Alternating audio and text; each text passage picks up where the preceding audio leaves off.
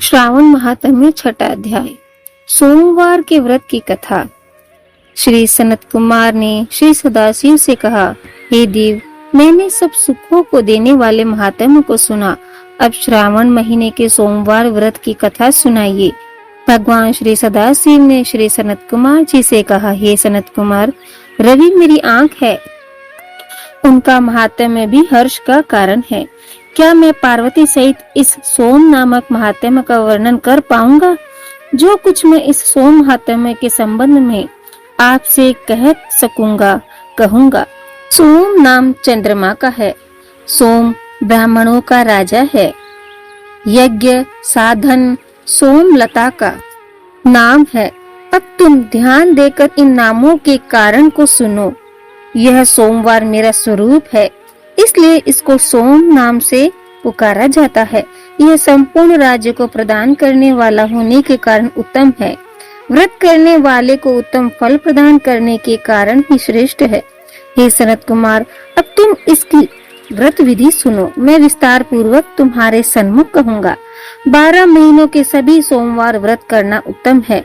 यदि कोई 12 महीनों के व्रत न कर सके तो श्रावण मास के 4 या 5 सोमवार व्रतों को करे।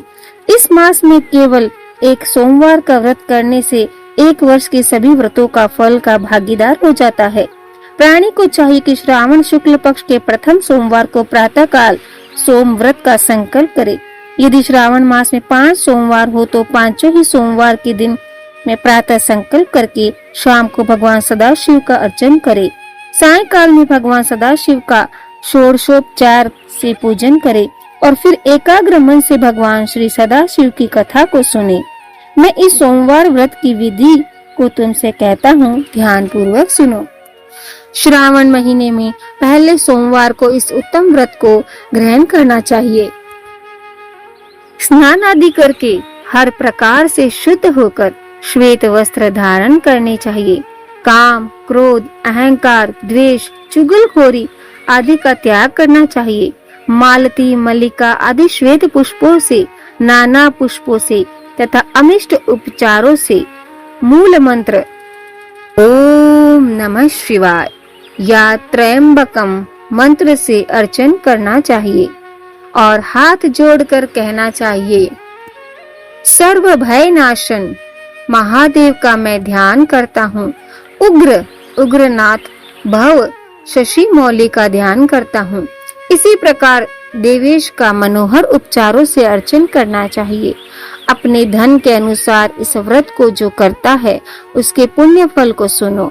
सोमवार के दिन पार्वती के सहित भगवान सदाशिव का अर्चन जो करते हैं वह प्राणी पुनरावृत्ति रहित दुर्लभ लोक प्राप्त करते हैं।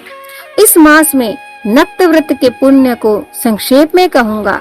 देव तथा दानवों से 7 जन्म के अभेद जो पाप है वह सब नक्त भोजन से नष्ट हो जाते हैं। इसमें संशय की रत्ती भर भी गुंजाइश नहीं है। इस उत्तम व्रत को उपवास द्वारा करना चाहिए।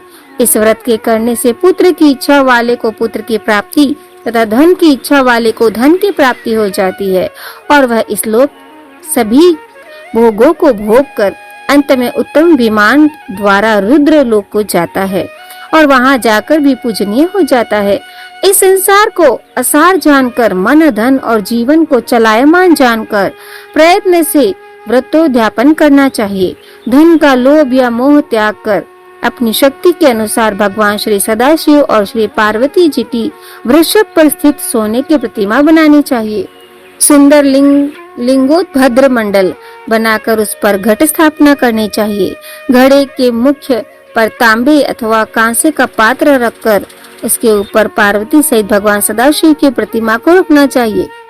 श्रुति स्मृति तथा पौराणिक मंत्रों द्वारा भगवान श्री सदाशिव का अर्चन करना चाहिए। पुष्प का मंडल बनाकर उसके ऊपर एक रमणीय चंदोवा बांध देना चाहिए। रात को गीत तथा वाद्यों द्वारा जागरण करना चाहिए। अपने ग्रह सूत्र विधान द्वारा बुद्धिमान को अग्नि का स्थापन करना चाहिए। सर्व भवनाशक आदि 11 नामों द्वारा हवन करना चाहिए। पलाश की लकड़ियों से 108 आहुतियां देनी चाहिए।